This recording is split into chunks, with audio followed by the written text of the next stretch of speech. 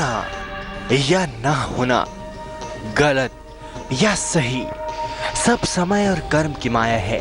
अगर कुछ गलत हो जाए तो उससे एक सीख ही मिलती है, जो आगे गलत ना करने के लिए आपको बहुत कुछ सिखाती है। लेकिन कुछ लोग जो गलती का एहसास होने पर हाय तौबा ही करते हैं, जबकि सच तो ये है कि हाय तौबा करने के बजाय उस गलती से सीख लेकर भविष्य में उसे न दोहराएं। मैं भाग्य आज आपको एक ऐसी ही कहानी सुनाऊंगा जिससे आप ये आसानी से समझ पाएंगे कि गलती करने से ज्यादा गलत है गलती को दोहराना, और गलती का एहसास हो जाने पर हाय तौबा करने के बजाय उससे मिली सीख को ग्रहण करना।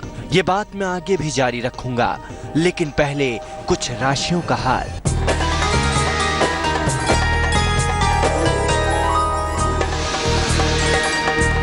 सबसे पहले बात करते हैं मेष राशि की।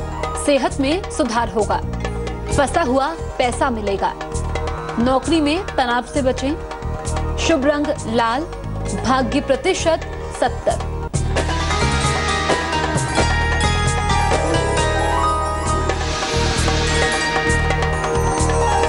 वृषभ राशि, प्रॉपर्टी का फायदा होगा, संतान प्राप्ति का योग है, उपहार और मान सम्मान मिलेगा, शुभ रंग गुलाबी, भाग्य प्रतिशत 78।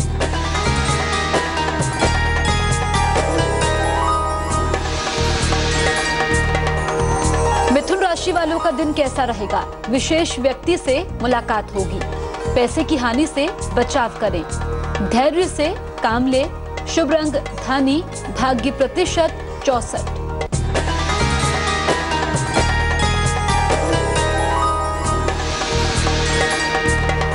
कर्क राशि के सितारे क्या कहते हैं?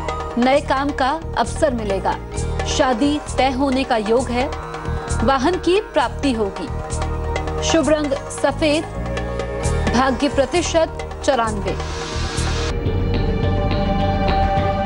एक बार एक संत ने अपने अनुयायियों को उपदेश देते हुए कहा, हर किसी को हमारी इस धरती माँ की तरह सहनशील और क्षमाशील होना चाहिए। लोग इसके साथ कुछ भी करें, किंतु ये बदले में उन्हें लाभ ही देती है। हमें हर हाल में क्रोध से बचना चाहिए। क्रोध एक ऐसी आग है जो सामने वाले व्यक्ति से पहले खुद क्रोध करने वाले को जलाती है। ये सुनते ही उपस्थित श्रोताओं में से एक व्यक्ति उठा और जोर जोर से कहने लगा, मैं ये नहीं मानता, ये सब कहना आसान है किंतु करना मुश्किल। लोग व्यर्थ ही आपकी पाखंडपूर्ण बातें सुनकर आपको मान देते हैं। आपकी ये बातें आज के समय में कोई अर्थ नहीं रखती। भला उस श्रोता ने संत को पाखंडी क्यों कहा और वो इतना संत की बातों पर क्यों भड़क गया, बताऊंगा, लेकिन अगली कुछ राशियों के हाल के बाद।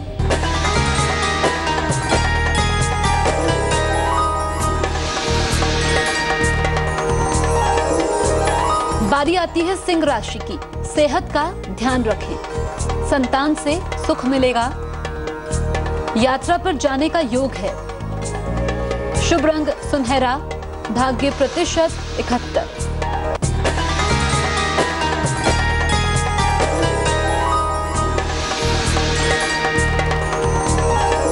कन्या राशि वालों के लिए क्या खास है? लंबी यात्रा पर जाने का योग है, नौकरी में तनाव हो सकता है, प्रेम संबंधों की शुरुआत होगी, शुभ रंग भूरा और भाग्य प्रतिशत 40।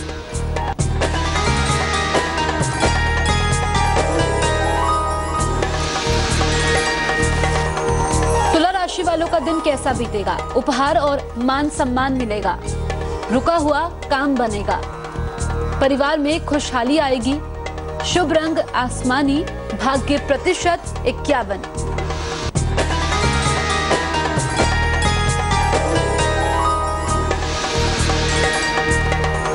वृश्चिक राशि, सेहत अच्छी रहेगी, प्रॉपर्टी खरीदने का योग है, पैसे की हानि से बचें, शुभ रंग नीला, भाग्य प्रतिशत 78। क्रोध इंसान को उसी तरह खा जाता है जैसे कपड़े को कीड़ा। क्रोध एक ऐसी आग है जो खुद को जला देती है। संत यही बात समझा रहे थे, लेकिन उनकी बातों पर एक श्रोता भड़क गया और संत की बातों को अर्थहीन बताते हुए उन्हें पाखंडी कहने लगा। संत चुपचाप बैठे रहे। आखिर में वो व्यक्ति भुनभुनाते हुए बाहर निकल गया। अगले दिन जब उस व्यक्ति का क्रोध शांत हुआ और उसने संत की बातों पर मनन किया, तो उसे लगा कि वो 100% अपने किए पर पछतावा होने लगा और वो संत से क्षमा याचना करने उनके आश्रम में पहुंचा। युवक संत के चरणों में गिरकर बोला, मुझसे बड़ी भूल हो गई, मेरा अपराध क्षमा करें। संत ने पूछा, तुम कौन हो भाई और मुझसे क्षमा क्यों मांग रहे हो? व्यक्ति बोला, मैं वही हूँ जिसने कल आपको अपमानित किया था। मैं अपने बर्ताव के लिए शर्मिंदा हूँ, मुझे माफ कर दें। क्या संत ने उस युवक को माफ किया? कहानी में आगे बढ़ने से पहले अंतिम 4 राशियों का हाल।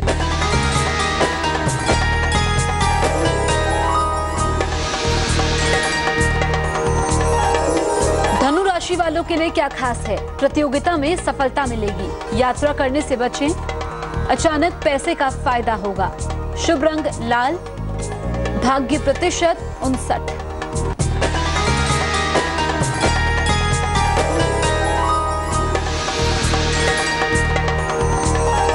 मकर राशि, घर पर मेहमान आएंगे, नौकरी में अच्छा बदलाव होगा, स्थान परिवर्तन का योग है।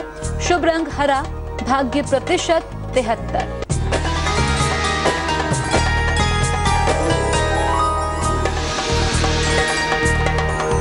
अब बात करते हैं कुंभ राशि की। मांगलिक काम होने का योग है, शिक्षा पर ध्यान दें, यात्रा पर जाने का योग है।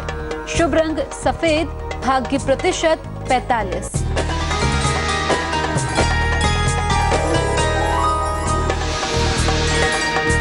आखिर में बारी आती है मीन राशि की।